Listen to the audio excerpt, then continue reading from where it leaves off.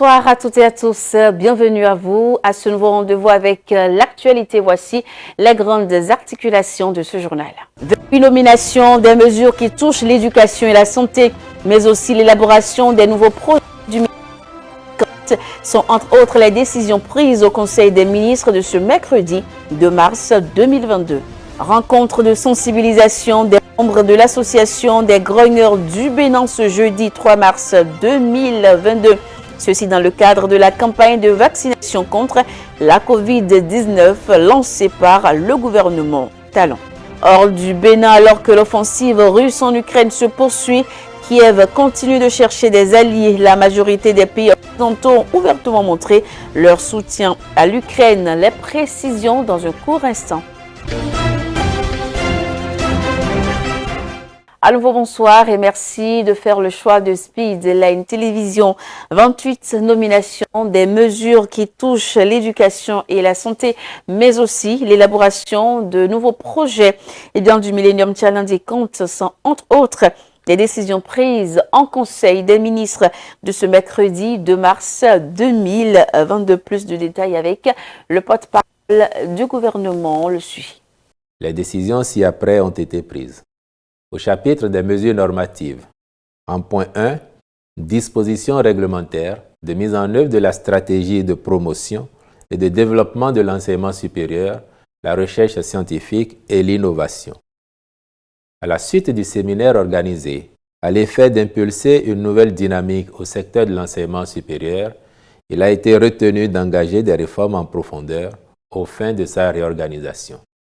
Il s'agit particulièrement de asseoir une politique et un régime de gouvernance des universités nationales, mettre en place un mécanisme d'assurance qualité de recrutement des enseignants par l'instauration d'un fichier des aspirants, instaurer un dispositif d'évaluation de la qualité des enseignements et des enseignants.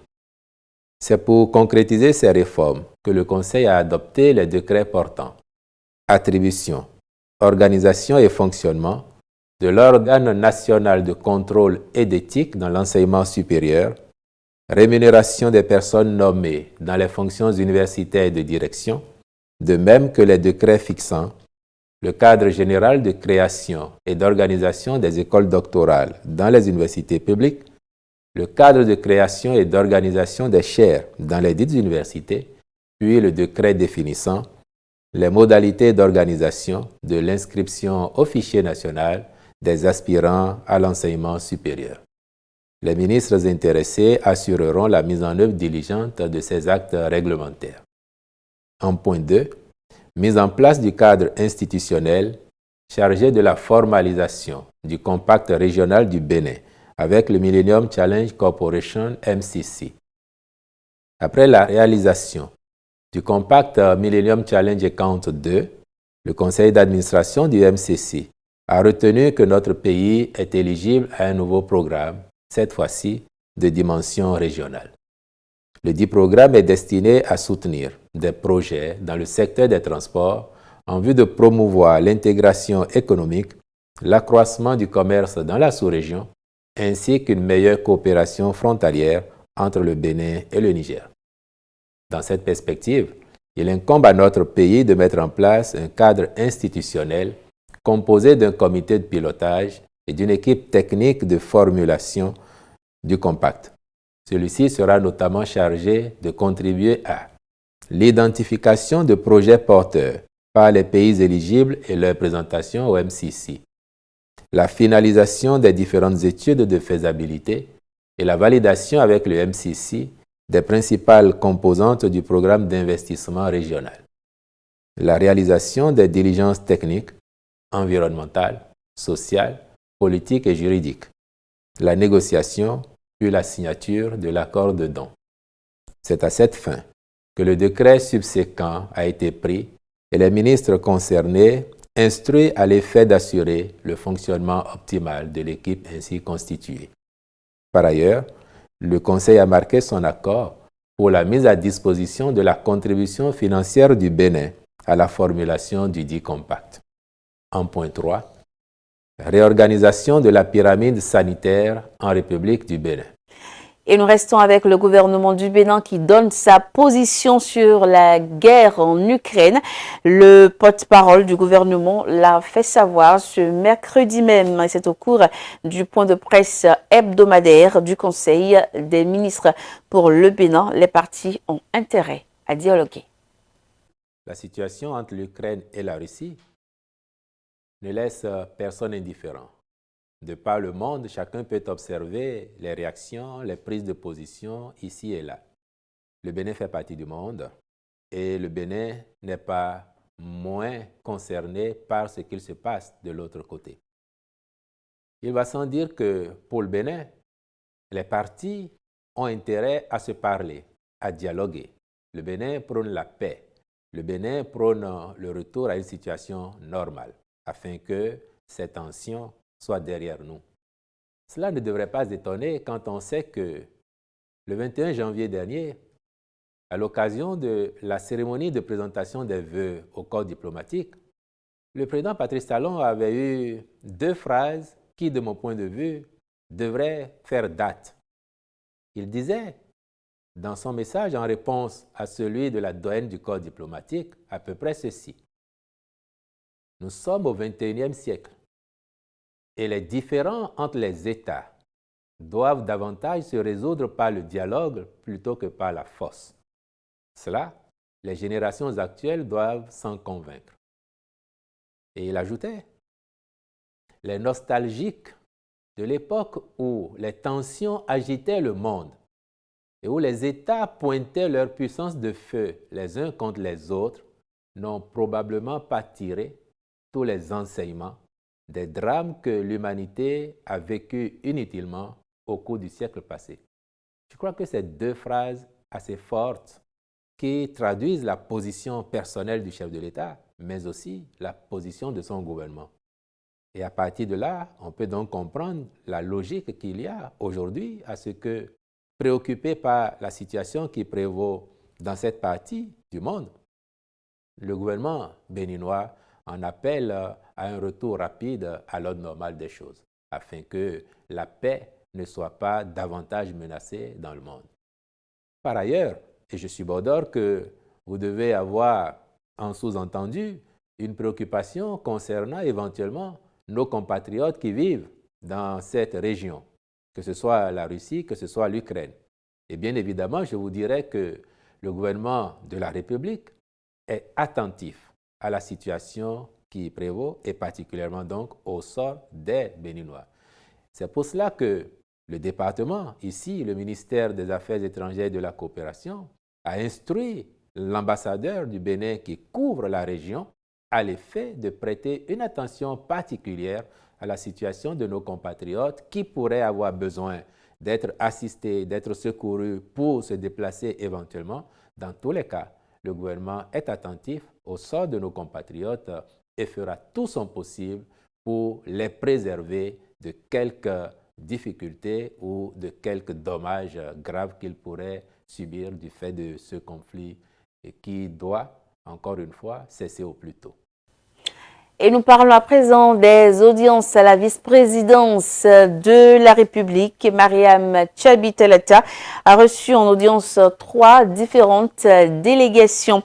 Ils étaient tous présents pour présenter différents projets à la vice-présidente de la République. Voici ici le compte rendu de Olive Biaou. La vice-présidente de la République du Bénin a reçu en audience 3 différentes délégations. La première, ce sont des acteurs du projet d'appui à l'entrepreneuriat féminin dans la filière riz. C'est un projet que nous avons, le Canada appuie depuis 2017, qui se terminera en 2023.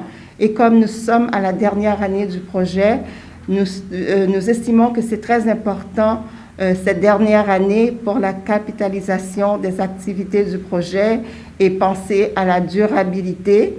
Et la durabilité pour nous, c'est vraiment d'outiller les femmes qui ont fait partie du projet, qui travaillent dans la filière, dans la production, dans la transformation, dans l'approvisionnement. C'est vraiment les appuyer pour que lorsque le projet soit terminé, qu'elles puissent continuer ces activités et surtout comme je l'ai mentionné plus tôt, d'avoir accès au marché local. Ensuite, c'était au tour d'une délégation de la faculté de droit et de sciences politiques de l'université de Parakou qui ont parlé de fond en comble de leurs produits. Madame la vice-présidente n'a pas fermé la porte à cette opportunité, c'est vrai que cela est différé, pour que nous puissions mettre nos meilleurs produits en stage dans toutes les institutions de la République. Et elle a trouvé cette idée aussi très géniale. Elle nous a remercié par rapport à cet effort qu'elle fait parce qu'aujourd'hui, les dirigeants des universités doivent comprendre que la gestion des universités a changé, nous avons changé de cap et que l'université doit être considérée aujourd'hui comme une entreprise. En témoigne également la présence des conseils d'administration dans les universités. Et pour finir, ce sont les membres de la fondation Reine Rangbe qui ont présenté un livre parlant de l'autorité de la femme. Ce qui nous pousse vers la vice-présidente, c'est ça. Dans ce livre, on a parlé de 4 femmes.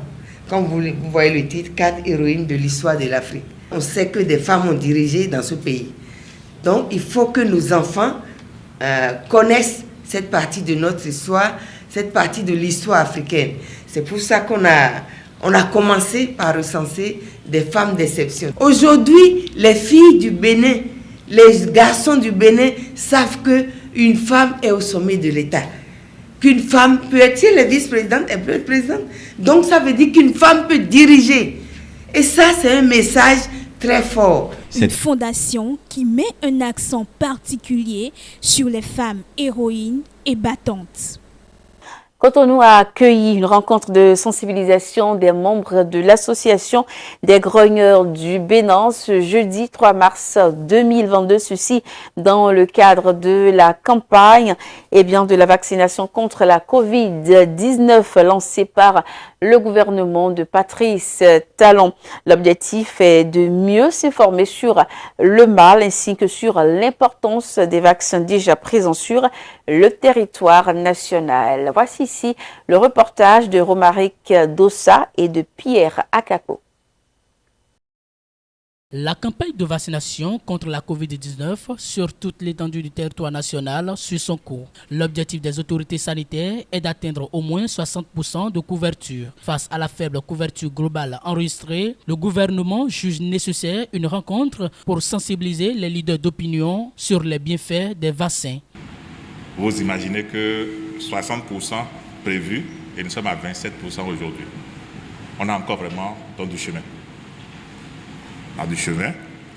C'est une campagne qui se déroule dans le contexte actuel d'infodémie, de rumeurs et de fausses informations nécessitant l'implication de tous, principalement des personnes influentes comme vous, leaders d'opinion. Mesdames et messieurs, le défi majeur à relever pour la présente campagne est celui donc de la mobilisation des populations en vue de leur adhésion à la vaccination. C'est pour cela que je voudrais vous inviter à un engagement personnel aux côtés des équipes du ministère de la Santé afin de mobiliser les auditeurs radio à se faire vacciner. Si nous devions compter sur vous, nous pensons aussi que renforcer votre capacité permettra d'atteindre l'objectif que nous visons. Au cours de la séance, les participants ont eu droit à plusieurs communications, dont celle axée sur la cartographie des rumeurs. Les réponses à ces rumeurs changent désormais la mentalité des grogneurs. Aujourd'hui, nous on retient, on peut affirmer haut et fort que la vaccination que le Bénin a aujourd'hui 6 vaccins différents. Ces vaccins bien étudiés, bien analysés, ne constituent pas un danger pour la population béninoise et que la population béninoise peut aller allègrement aujourd'hui se faire vacciner et se porter bien et être immunisé contre cette maladie qu'est la Covid-19.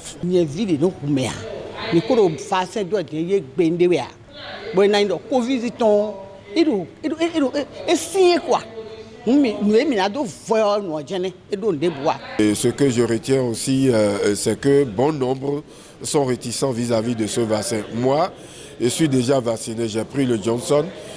Au départ, j'étais avec les informations qui passaient sur les réseaux sociaux, j'étais réticent. Je suis allé me faire vacciner déjà quelques mois et je suis bien portant et suis devant vous. Donc la population ne doit pas avoir peur pour aller se faire vacciner. L'Association des grognards du Bénin salue ensuite les efforts fournis par le gouvernement pour la protection des populations contre la Covid-19. Elle rassure de la détermination des leaders d'opinion pour l'atteinte de l'objectif fixé par le ministère de la Santé. Il faut dire que la visite des œuvres royales se poursuit, ressourcer les écoliers dans l'histoire de leur pays par son patrimoine. Eh bien, cette vision du président Patrice Talon s'est traduite par l'ouverture des visites pédagogiques de ces œuvres royales et contemporaines exposées au palais de la Marina. Des élèves de plusieurs établissements ont fait leur immersion à cet effet. Voici ici le point. Dans la politique culturelle du président de la République, Patrice Talon, il est permis aux jeunes apprenants d'aller à la source de leurs histoires, ce qui justifie ces présentes visites pédagogiques des œuvres royales contemporaines exposées au palais de la Marina, où l'occasion leur a été donnée de reproduire des images de leur choix et des parts des artistes. J'ai visité les expositions et j'ai trouvé que certaines œuvres d'art racontaient vraiment l'histoire du Bénin. Je suis venue ici pour regarder les œuvres d'art. Après avoir regardé, voici ce que moi-même j'ai pu dessiner et faire. Je suis contente d'être venue à la présidence, très contente et d'avoir pu dessiner avec mes amis. Pour la circonstance, nombreux d'entre les jeunes visiteurs se sont fait accompagner de leurs géniteurs. Ce sont des impressions de devoir accompli, puisque depuis le début des expositions, ils me pressaient de venir, de les amener voir. Et hier, quand on était là, ils étaient pressés d'exprimer aussi leur talent artistique. Donc, ils ont même commencé hier à dessiner. Et c'est hier qu'on a appris qu'il y avait la possibilité de participer à un atelier avec des artistes professionnels. Et j'étais aussi heureux de constater la présence effective de ces artistes à leur côté aujourd'hui. L'exercice pédagogique à l'endroit des enfants est salutaire. Il doit désormais figurer au cahier de charge des établissements publics comme privés. Aux parents, c'est une invitation à laisser les enfants venir faire cette expérience. L'expérience non seulement de la visite, mais l'expérience aussi du dessin. Dessin ensemble, le fait d'être aussi avec les autres permet de sympathiser, de les connaître et permet aussi de travailler en équipe. Il y a plusieurs objectifs. Le premier déjà, c'est que les enfants puissent eux aussi profiter de cette expérience d'exposition. Donc l'atelier se déroule en 1 heure, en 2 parties. Donc la première partie dure à peu près entre 10 et 15 minutes. Il s'agit d'une mini-visite qui permet aux enfants de découvrir des œuvres qui ont été sélectionnées par les artistes formateurs. Et ensuite, il y a donc la deuxième partie, 45 minutes de pratique, de dessin. Et en fonction des niveaux des enfants, on va faire du coloriage, on va dessiner un détail précis d'une œuvre ou reproduire une œuvre. Vos enfants seront épanouis, ils vont apprendre des choses sur les objets et les œuvres qui sont exposées ici. Pas de conditions particulières pour participer à cet atelier de dessin qui ainsi démarre. Les enfants de 3 à 14 ans sont donc les bienvenus à cette activité associée à l'exposition des œuvres culturelles. Et pour les informations sur le continent, nous irons d'abord au Congo. Un dialogue politique boudé par l'opposition, c'est à Oando, au nord de ce pays, que se tient à partir de ce jeudi même et pendant 4 jours, une concertation politique. Et pour le gouvernement, cette rencontre devrait permettre aux différents partis de dialoguer sur les élections législatives prévues pour juillet. Sauf que l'événement est boudé par l'opposition. Plus de précisions à travers ce reportage. C'est à Owando, au nord du Congo, que se tient à partir de ce jeudi et pendant 4 jours une concertation politique. Pour le gouvernement, cette rencontre devrait permettre aux différents partis de dialoguer des élections législatives prévues au mois de juillet. Sauf que l'événement est boudé par l'opposition. Ce qu'il faut, c'est pas penser à ce qu'Owando devrait être, c'est penser à créer les conditions d'un vrai dialogue national inclusif qui réunit toutes les filles et tous les fils du Congo. Pour une partie de l'opposition, ce dialogue devrait plutôt traiter de la crise que traverse le Congo à plusieurs niveaux. Une crise qui est notamment politique, avec des prisonniers politiques toujours en détention. Les élections législatives de juillet interviendront après la présidentielle de mars 2021, remportée par Denis Sassou Nguesso avec plus de 88% des suffrages. Un scrutin contesté par l'opposition et une partie de la population. Et on parle déjà de la crise ukrainienne et ses conséquences. Les prix de l'énergie continuent leur flambée sur fond de guerre en Ukraine, à commencer par le pétrole. Ce mercredi matin, le baril de Brent, la référence de prix dépasse les $110 pour la première fois depuis 2013. Les cours du pétrole augmentent à mesure que le conflit en Ukraine s'intensifie. Mercredi, le WTI américain a atteint son record depuis 2013 avec $111,50, tandis que Brent de la mer du Nord a atteint $113,02. Les forces russes poursuivent leur offensive sur plusieurs villes d'Ukraine, dont Kharkiv, ce qui alimente les craintes pour l'approvisionnement en énergie. Le gaz naturel et l'aluminium ont également atteint des records historiques. Le cours européen de référence du gaz naturel, le TTF néerlandais, est allé jusqu'à 194,715 €. Le prix du gaz britannique évoluait à un niveau très proche de son record historique de décembre dernier. Une réunion extraordinaire des ministres des Affaires étrangères des pays de l'OTAN aura lieu vendredi au siège de l'Alliance à Bruxelles. L'invasion de l'Ukraine par la Russie de Vladimir Poutine a conduit l'Union européenne et les États-Unis en tête à imposer de fortes sanctions à Moscou, alimentant les craintes de voir les exportations russes d'énergie interrompues. La Russie est le plus grand exportateur de pétrole brut au monde et représente plus de 40% des importations annuelles de gaz naturel de l'Union européenne. Et je l'annonçais à l'entame de cette édition, alors que l'offensive russe en Ukraine se poursuit, Kiev continue de chercher des alliés. La majorité des pays occidentaux ont ouvertement montré leur soutien à l'Ukraine, mais sur le continent africain, où de nombreux pays sont historiquement proches de la Russie, les soutiens à l'Ukraine se sont plutôt rares.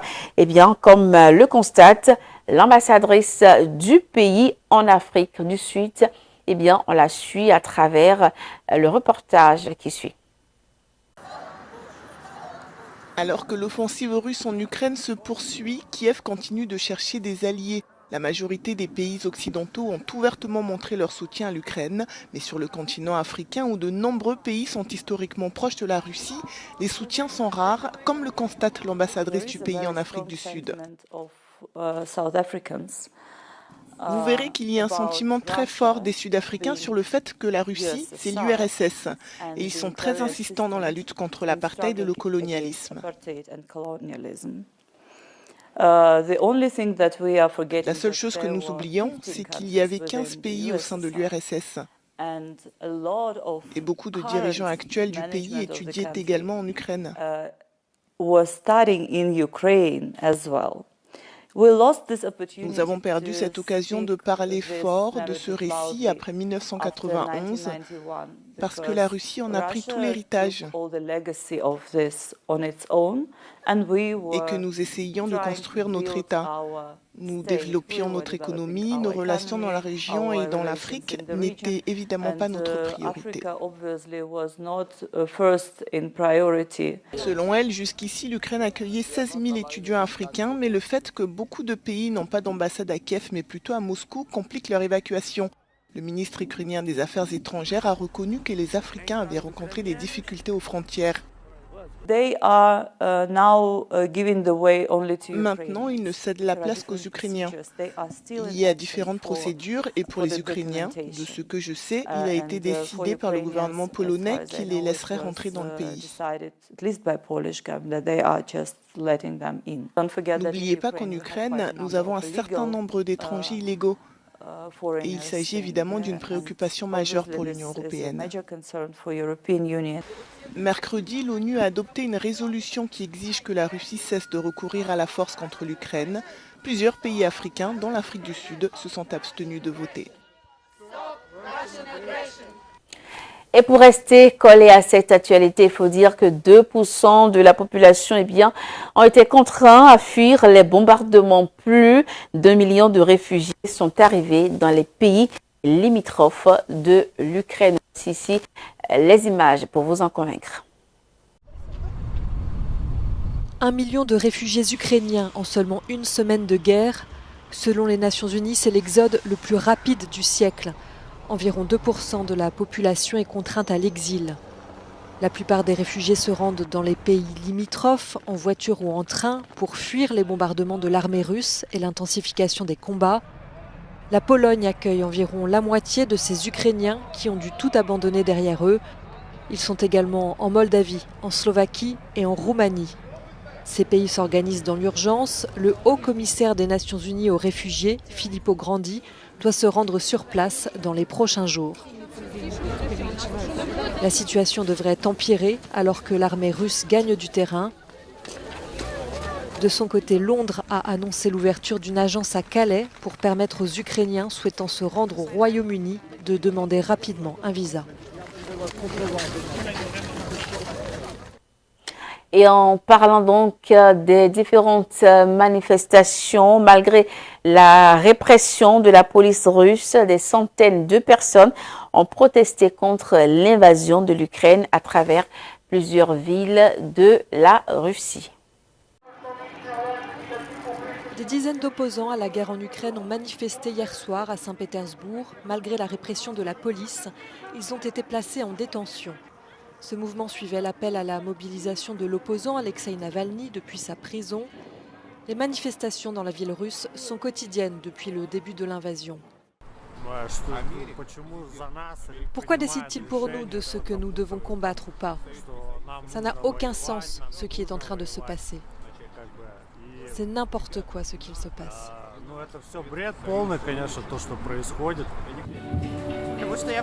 Je suis contre la guerre.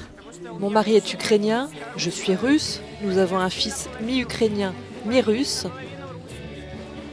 Je suis contre le fait de tuer nos frères. Cette activiste de 77 ans a elle aussi été interpellée pendant qu'elle manifestait, comme des centaines de citoyens russes. Au 8e jour de l'invasion de l'armée en Ukraine, les mouvements de protestation se sont déroulés dans plusieurs villes à travers toute la Russie. Et voilà, c'est sur ces reportages essentiellement concentrés sur la crise russo-ukrainienne que nous mettons un terme à ce journal. Merci à toutes et à tous de l'avoir suivi. À très vite.